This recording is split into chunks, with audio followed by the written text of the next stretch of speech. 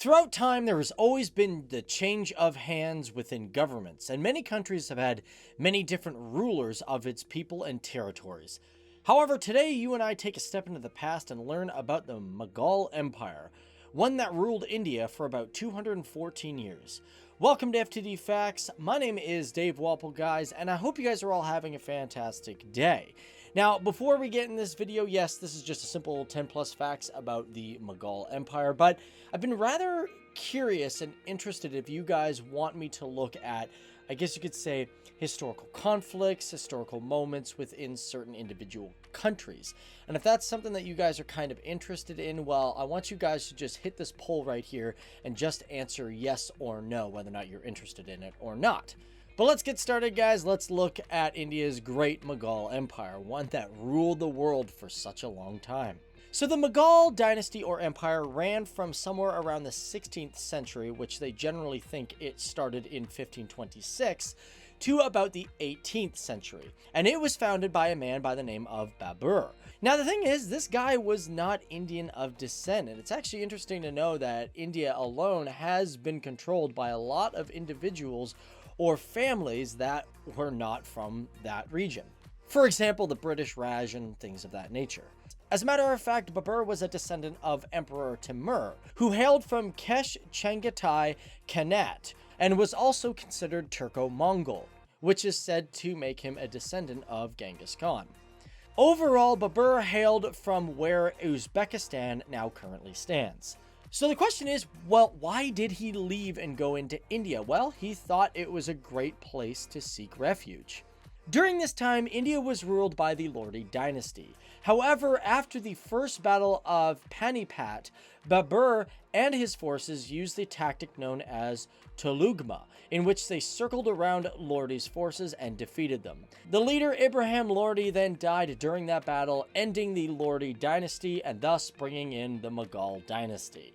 Now you may wonder to yourself, why is it called the Mughal dynasty? Well, Mughal basically comes from the word Mongol, which actually the first two descendants had Central Asian descent. They were Turks in a sense and were Muslim.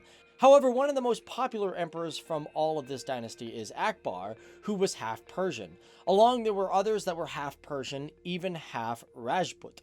Now, interesting fact, the Mughal dynasty was big. It was so huge. And during its peak around 1658 to 1707, it was the economic center of the world. And the man in charge was the sixth emperor known as Aurangzeb. You might be shocked to know that during this time, the Mughal Empire actually made up 25% of the entire world's GDP. It was a lot. Equaling roughly around, many think, $90 billion. This is after they overtook China in being one of the biggest producers in the world, which was roughly around 1690. One place to really mention was the Bengal Sabah region, which contributed 12% of the world's GDP and about 50% of the Mughal dynasty's GDP. And it also made up 40% of Dutch imports outside of Europe. Pretty cool, because the Dutch even had a permanent trading post there. Now, one of the reasons this area made so much money was because it was known heavily for its textile manufacturing and shipbuilding. Dhaka, for example, was the capital of this region and was also the financial center of the Mughal Empire. Speaking of which, that also reminds me the Mughal Empire had three different capitals throughout its time. These were known as Lahore, Agra, and Fatehpur Sikri. Agra was capital from 1556 to about 1648. Lahore also had it from the 16th to 18th century. Fatehpur Sikri was from 1571 to 1585. However, it was abandoned due to a campaign in Punjab, and it was completely abandoned by 1610. In today's world, all three of these locations either have forts or structures within these cities that are now considered UNESCO World Heritage Sites, so they're pretty important places. Now, to jump back a little bit, like when I say the Mughal Empire was huge, I mean, it not economically it was huge, it was also a huge territory. Having over 4 million square kilometers, which many people believe that is the largest territory that has ever existed, and was centralized around India. Now, I am not sure how that compares with the British Raj at its peak, so don't quote me on that. However, within these borders, they say there was roughly 100 to 150 million people living under this rule, meaning that they also had a quarter of the world's population.